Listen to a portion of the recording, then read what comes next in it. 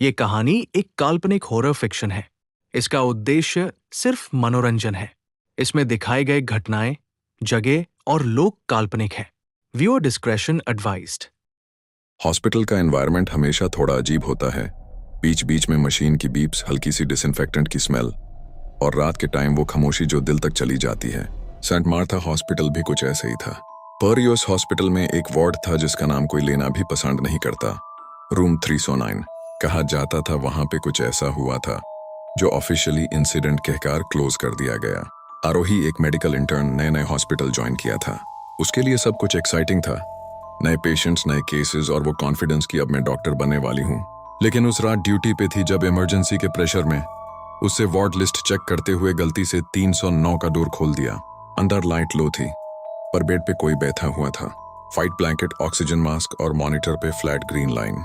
आरोही सोच रही थी शायद कोई क्लीनिंग स्टाफ या मेंटेनेंस हो, लेकिन जब उसने सॉफ्टली बोला, एक्सक्यूज मी, यहाँ कौन एडमिट है, उस आदमी ने धीरे से मास्क हटा कर कहा, मुझे डिस्चार्ज कब मिलेगा डॉक्टर। उसकी आंखों में कुछ अजीब था, जैसे वो बहुत देर से इंतजार कर रहा हो। आरोही ने फिर चेक करनी चाहिए। बेड के पास एक क्लिपबोर्ड लटका था। उस पे लिखा था, patient Raghav Mehta, status expired 27 जुलाई 2019। उसके हाथ ठंडे पड़ गए। उसने तुरंत पीछे देखा। बेड खाली था, monitor of, blanket perfectly folded, जैसे कोई था ही नहीं। नेक्स्ट मॉर्निंग उसने अपने सीनियर डॉक्टर प्रकाश को बताया, पर उन्होंने बस मुस्कुरा के कहा, रूम 309 बैंड है बेटा, वहां कोई एडमिट नहीं होता, मेंटेनेंस इश्यू है। लेकिन आरोही ने इंसिस्ट किया, सर मैंने उसे देखा। डॉक्टर ने थोड़ा सीरियस होते हुए कहा, राघव मेहता एक कार्डियक पेशेंट था। ऑपरेशन सक्सेसफुल था, पर एक नर्स की गलती से ऑक्सीजन कट हो गया। तब से 309 बैंड है। उस नर्स ने गिल्ट में सुसाइड कर ली थी। उस दिन के बाद से आरोही ने कभी उस रूम के पास नहीं जाना चाहा। लेकिन हर नाइट शिफ्ट में 2:47 AM पे मॉनिटर की बीप उसके ईयर्स में गूंजती थी, जैसे कोई उसे बुला रहा हो। एक बार क्यूरियोसिटी के चक्कर में उसने कैमरा रूम चेक किया।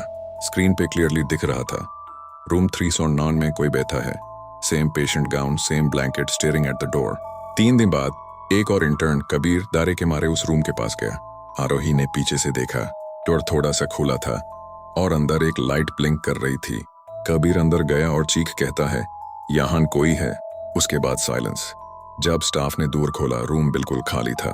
कबीर हॉस्पिटल से रिजाइन करके चला गया बिना किसी एक्सप्लेनेशन के।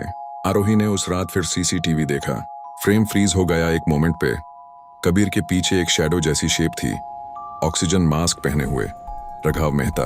उसके फेस पे कोई गुस्सा नहीं था, सिर्फ एक शांत एक्सप्रेशन, जैसे वो बस चाह रहा हो कोई उसे सुन ले।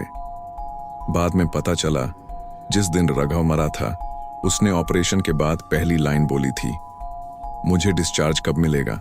नर्स ने उससे कहा था, कल सुबह। पर उसके बाद उसका ऑक्सीजन सप्लाई कट हो गया।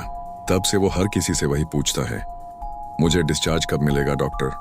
हॉस्पिटल ने रूम 309 परमानेंटली सील कर दिया, लेकिन स्टाफ कहते हैं रात के वक्त अगर कॉरिडोर से गुजरो तो एक मॉनिटर की हल्की सी बीप सुनाई देती है, जैसे कोई अब भी इंतजार कर रहा हो अपने डिस्चार्ज लेटर का। अगर कहानी पसंद आई हो तो वीडियो को लाइक करो, शेयर करो और नाइट फ्रेम स्टोरीज को सब्सक्राइब करना मत भूलना, क्योंकि हर कहानी में छुपा होता है एक नया राज।